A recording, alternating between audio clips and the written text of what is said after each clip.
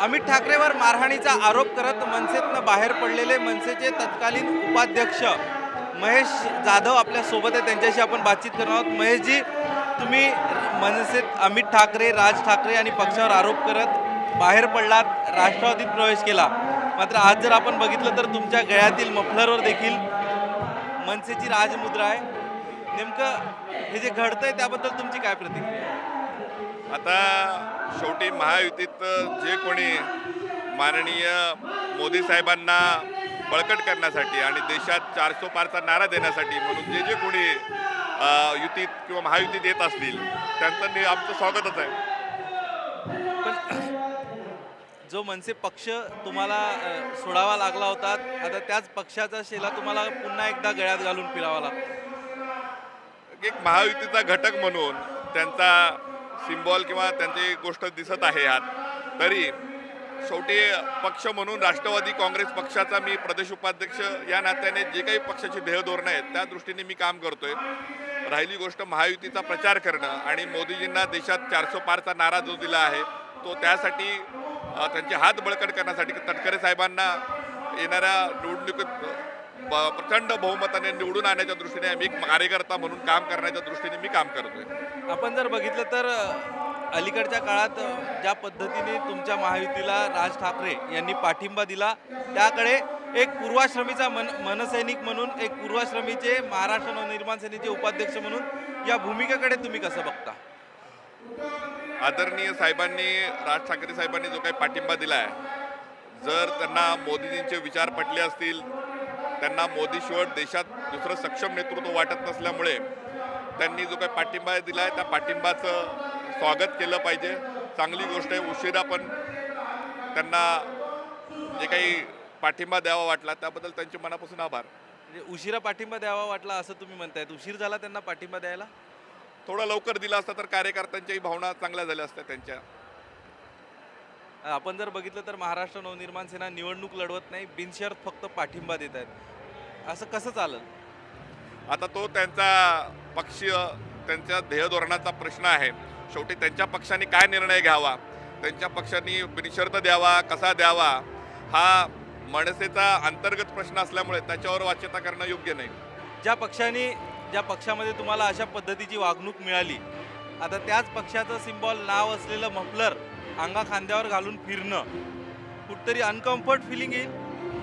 Uncomfort feeling ह्याच्यासाठी येत नाही, कारण माझ्या प्रमुख जे आहे तर मी राष्ट्रवादी पक्षाचा एक प्रदेश उपाध्यक्ष म्हणून आता मी इकडे काम करतोय.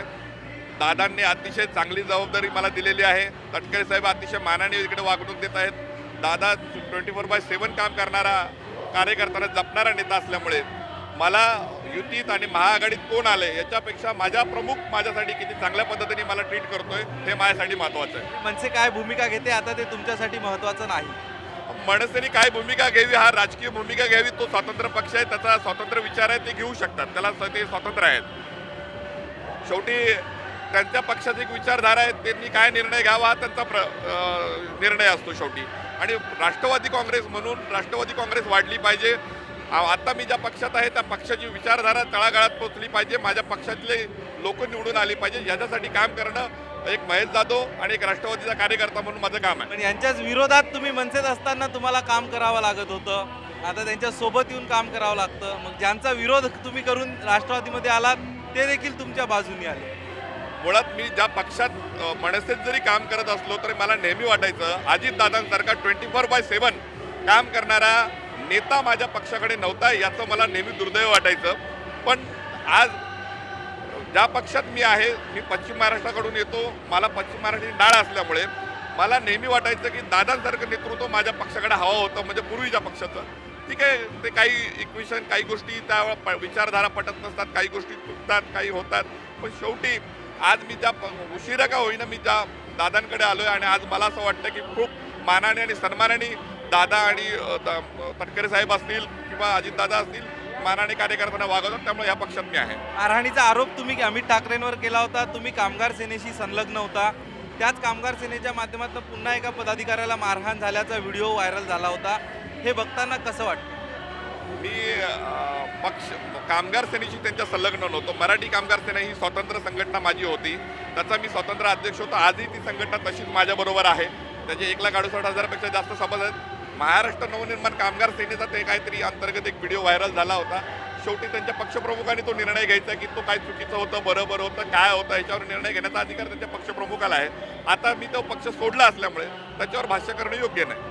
आपण बघतोय महेश जाधव यांची प्रतिक्रिया येते आहे की अजित पवार सारखा 24x7 उपलब्ध असणारा नेता आपल्या पक्षात नव्हता, याची त्यांना खंत होती. आता अपेक्षा करूयात त्यांची एक खंत दूर झाली असावी. आणि ज्या पद्धतीने महाराष्ट्र नवनिर्माण सेना महायुतीत सहभागी झाली आहे, या पार्श्वभूमीवर त्यांची देखील आता जवळीक मनसेमध्ये वाढताना बघायला मिळते. काही बघणे तितकंच महत्त्वाचं ठरणार आहे. कॅमेरा पर्सन जितेंद्र वाघमारेसह अक्षय कुडकेलवार, NDTV मराठी, रायगड.